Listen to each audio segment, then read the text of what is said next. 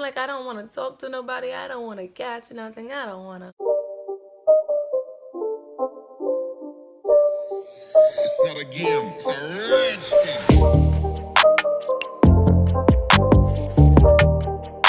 What's going on, YouTube? I am back. This is my first official video. The majority of my videos are gonna be story times because if I'm telling you guys about me, it's considered a story time, right? I think. First and foremost, I want to say most of my videos are going to be sexual. So if you cannot handle that, you might want to leave. How many of you ladies or men have been single on your birthday? All right, so this story time is going to be about my worst sex experience with a heavy set dude. So you guys, this was back in 2018. It had been a minute before I was on a date with anybody, messing with anybody, or even talking to anybody because I had gotten out of a 6-year relationship 4 months before all of this happened, okay? And if you guys see me looking back and forth, it's kind of hard to look in the camera and not at myself. But anyways, me and this dude met online. I can't remember what dating website it was, but back then I was only comfortable with talking to people on dating websites because I wasn't ready to actually meet anyone. So it had been a while of me just dating someone just to fulfill my need to have some kind of companionship. So that was enough. So my birthday is on October 12th. So this happened back in October 12th of 2018. So this boy, I can't remember his name, so we're gonna call him Kyle. So Kyle was a nice little sweet boy. Like, he didn't come at me aggressively on some, oh, you gonna let me go down on you, you gonna let me eat you type stuff. Like most of the guys that I normally meet do. He was real nice and sweet. He was sweet. But it was my birthday, and my godson's mother wanted us to go out for a drink at the bar. And I said yeah, because I mean, I don't really have friends. I wasn't talking to nobody besides Kyle, you know. And I didn't have nobody to take me out for my birthday. So when she said it, I immediately said yes. We ended up going to Applebee's and going out to eat there, and then pre-gamed a little bit. And in the midst of us talking, my godson's mother, she was like, you don't got anybody that you can call? Like, it's your birthday. You need to be doing, it's your birthday.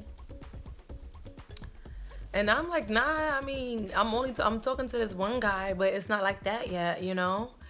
And me thinking, silly me, you know, men, if you give them that sign that they can, you know, go ahead and cross that line, then they will. So I messaged him, I'm like, what are you doing? You want to come out with us to the bar? And he's like, I mean, sure, you know, I'll get a cab to where y'all at since y'all driving. I'm like, definitely, come on out here, you know. I think he knew something was about to happen because it's my birthday. We going to the bar, we're going to drink, so he jumped on that boat. I would have too. So when he did come, we didn't end up staying at the bar for too long. We only stayed a little bit. It was my first time meeting him. I was like, oh, he a little bit big. I am a slim girl. Like, I am petite. So I've never been with a big dude, a heavy set dude. Like, I've never, I don't know. That's not what I attract normally. So, you know, I was trying to ignore it, you know, whatever. When I started drinking, it didn't even matter. You know, at the end of the day, I knew I had one goal in mind. I wanted to have. So, We all get into the car and we're in the back seat. Cause my godson's mother, she was driving. So we're in the back seat. You know, by now I'm feeling myself. I'm beyond tipsy. We start kissing. And like I'm not too good of a kisser. So when I'm intoxicated, I kiss like nasty, you know. Like I kiss. So I'm like, oh, he a good kisser, you know. But I guess I was drunk. But I'm like, he's a good kisser, you know. And we kissing the whole time. I don't even know this man. We kissing the whole time until we got to his house. We get into his house. I get he had a roommate, so I guess it was in his own apartment. So he had one bedroom and his roommate had the other bedroom. So I let my godson's mother go inside the room, and he went inside the bathroom, and I just followed behind him with my drunk self. So I'm not straight. I'm going from left to right a little bit, just a little bit, not too much, you know, trying to keep my composure. And in the bathroom, still kissing him. He's like, oh, you so pretty, and I'm just like, oh, thank you, you know. and like, you know, my friend, after a while we got out the bathroom, you know, because my friend was waiting for us inside the bedroom. And, you know, we all took a few shots, a few more than I should have taken.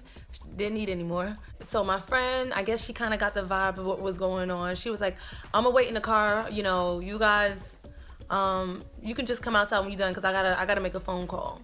When she stepped out, you know, it was like, I'm throbbing. I'm ready to go. It had been a while, too. I was ready to go.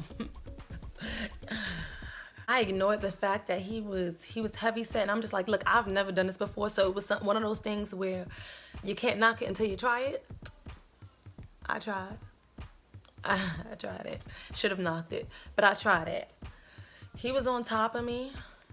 He was on top, like we in the middle of kissing. He reaches for the rubber inside his pocket, pulls his pants down, puts on the rubber. I couldn't look down to see what he was working with because it was kind of dark in the room. But he gets on top of me, y'all. And like I said, I'm a fairly slim, petite woman. But he gets on top of me. He goes to push his stuff inside of me.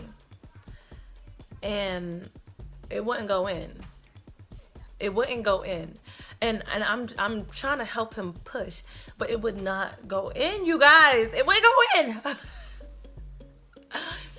And so by this time, my vagina starts getting dry. Like, it's no longer wet. It's dry because I'm completely turned off. I'm turned off. He knows that his shit's not going in. And he knows that I know. So he tries to hold on to me. Mind you, this is a heavy set dude I'm talking about, and I'm petite. He holds on to me and does something like a roly-poly. Like, he rolls with my small ass on the bottom of him and rolls me on top of him. Y'all, if y'all would have seen my face, that was like the biggest turn off for me. I was done. Once he did that, I rolled my ass back off of him. And I'm like, oh, my friend's waiting for me. I gotta go. Y'all, I sobered up pretty quick. I said, I gotta go. I mean, I wasn't that nasty. I was real nice. Like, my friend's in the car. I don't want to keep her waiting. I think I should go. We ran up out of that apartment so fast that the man still had the rubber on his penis. Like, I got in the car so fast, like, okay, bye.